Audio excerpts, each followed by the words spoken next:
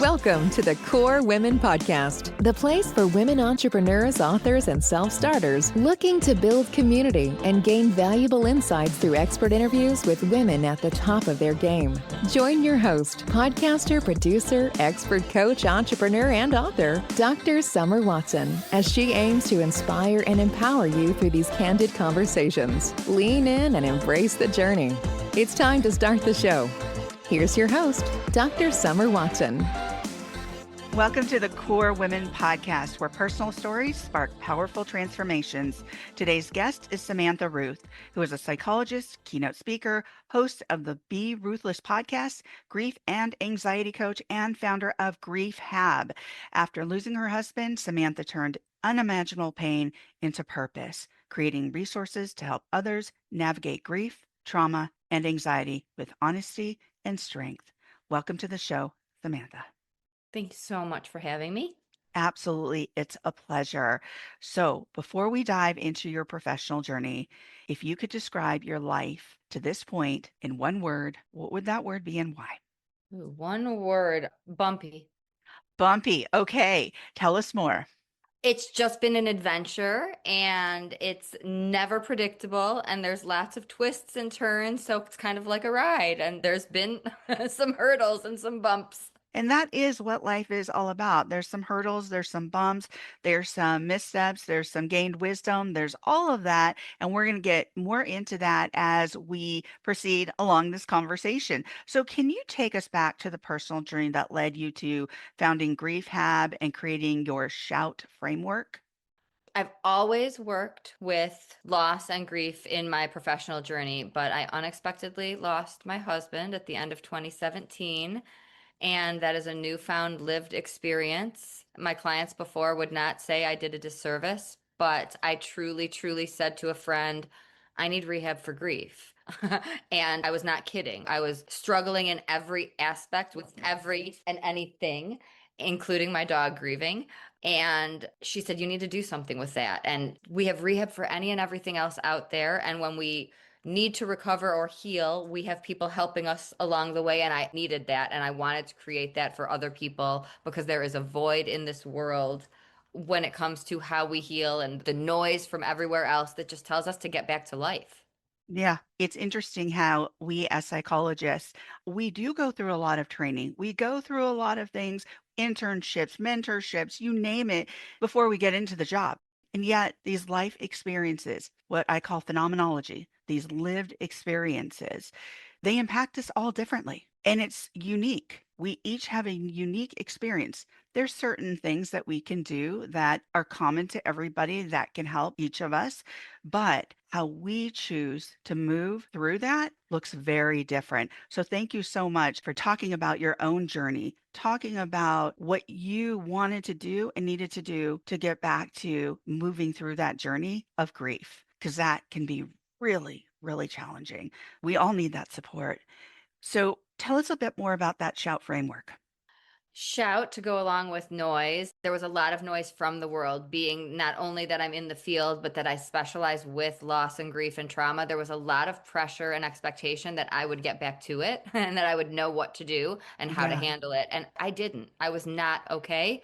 And I didn't want to pretend like I was. And I didn't care to. I was in so much pain that I didn't care about making anybody else comfortable. So, Shout is my way of letting other people know that there are steps you can take to heal and start doing things immediately that are not rocket science. And it starts with the S, stop taking care of everyone else and start taking care of yourself.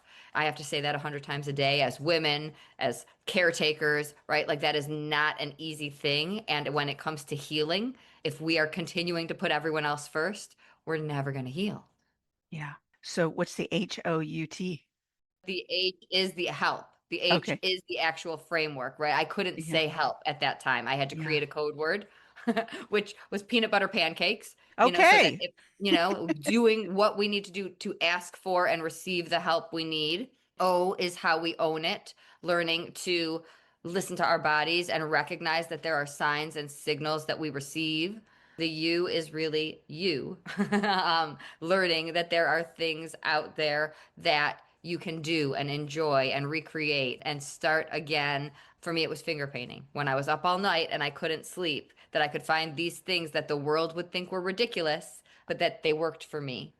Yeah. And the T is time. It's Yeah. an important one.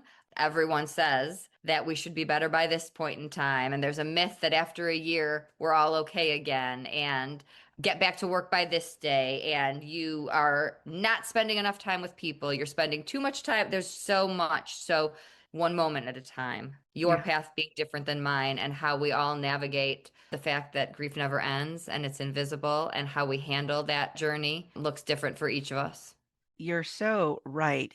Somebody who really studied grief was Kubler-Ross.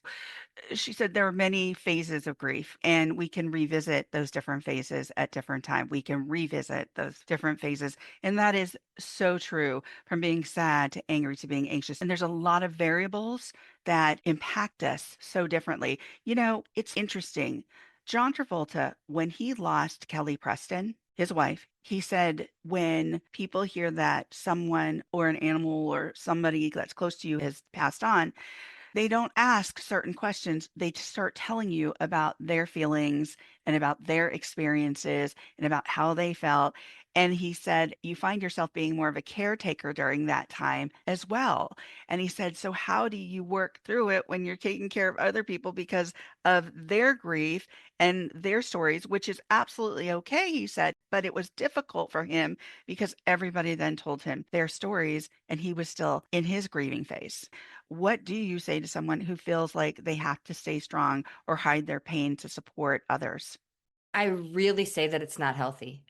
I understand that there are situations that we might need to get through a moment or an hour, but where can you stay strong in a different way and let it out? And who can you let it out with?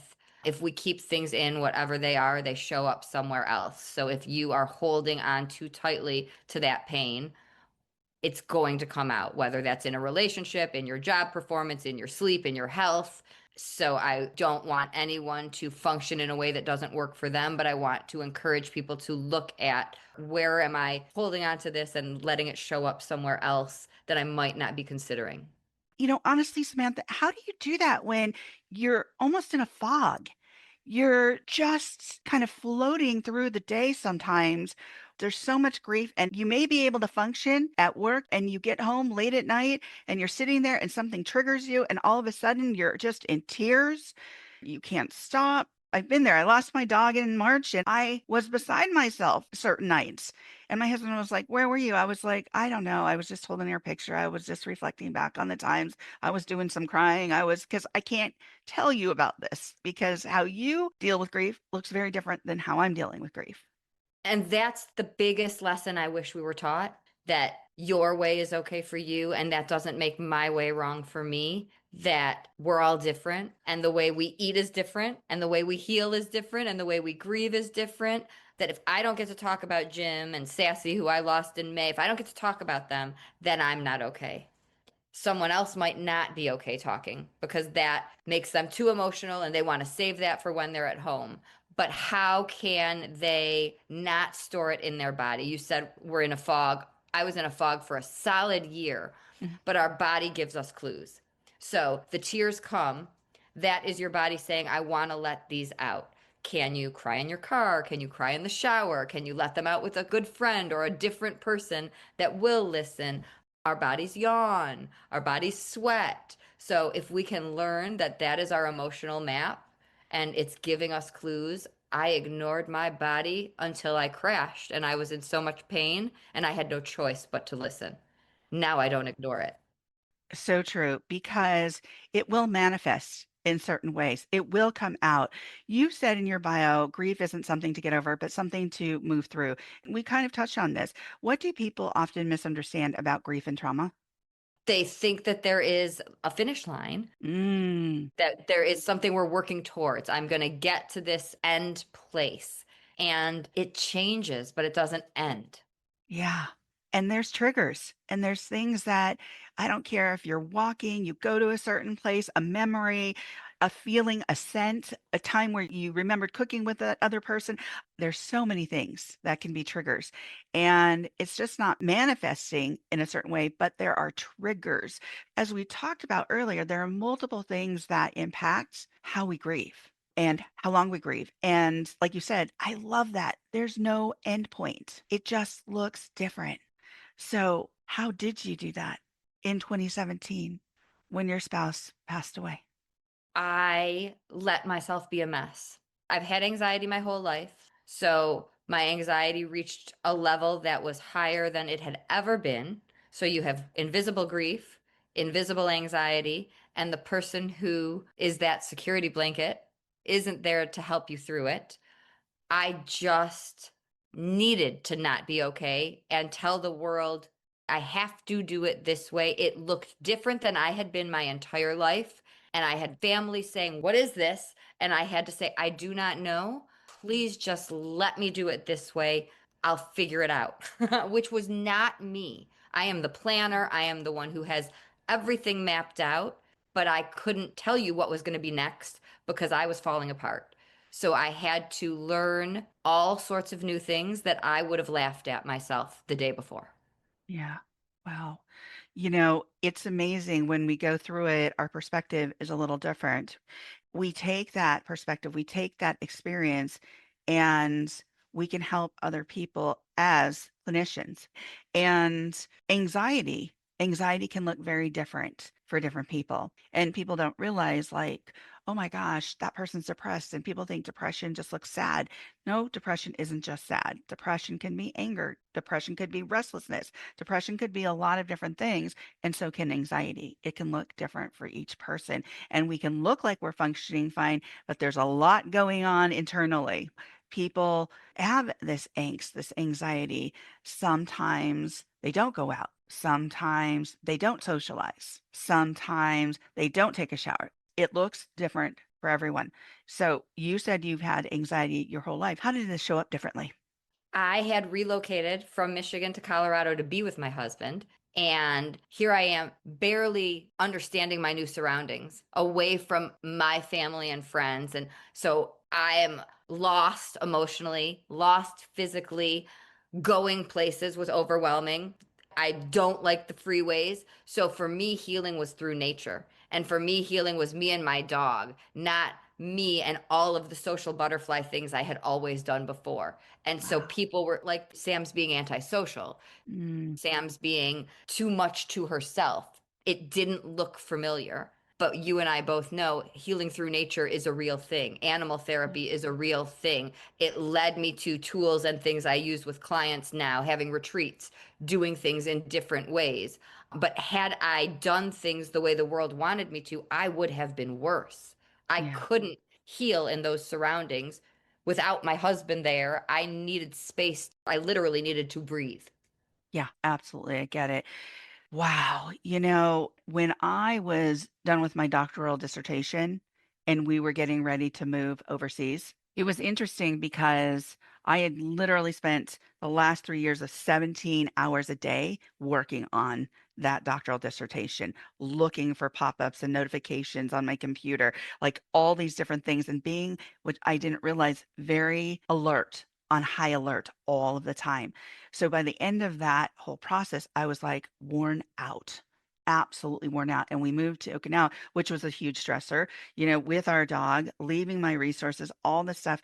But what I realized was, like you in nature, is that I actually needed that opportunity to be away from everybody. Yes, I would create new resources and new friends and new things that I loved. However, that space also gave me time to care for myself. It gave me time to go to the spa. It gave me time to go to hot yoga. It gave me time to go to acupuncture. It gave me time to work on myself that I absolutely needed. So we all go through things differently and we experience grief and loss and trauma differently, and we need different things. And I go back to what you said. It doesn't end, it just looks different. And so talk about Faces of Grief. Talk about that book. Faces of Grief is me, you, every single one of us walking around on this earth The first one is different stories, all different types of loss. And it is a representation of a resource that doesn't exist, different stories to share to help someone in the thick of it.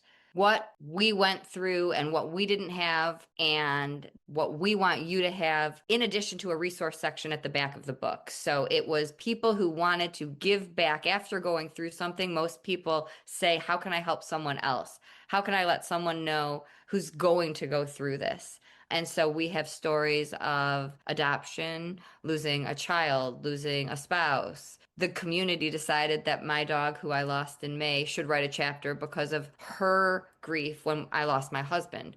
Part of my grief was watching her grieve. So she's the final story. And we are now working this year on Faces of Grief Surviving Pet Loss in her memory. Oh, That was great. decided before I lost her. The community, the love surrounding the animal loss and animals healing when the book came out was just huge. There is so much loss in this world, and people walk around acting fine and worrying about making others uncomfortable. And this is a book about people's stories for you to heal, for you to give someone as a gift if you think that they need help, but also just for the world to understand that someone you know is probably struggling. And we all need different ways to interact with each other because being fine is not fine. Right. Absolutely. It is not fine. And to hear the word fine, there's a lot more behind that, right? I worked in mental health for several years in the lock facilities, assessed people day in, day out for multiple years who were homicidal, suicidal, gravely disabled, or they'd say they're fine. Then why are you here? What's going on? And then we dig deeper. And then, little by little, that egg would crack and it would open up and you would see what was inside. You don't know what's going on in somebody else's world. So, all we can do is ask, how are you? What's going on? And so tell us about your podcast, the Be Ruthless podcast.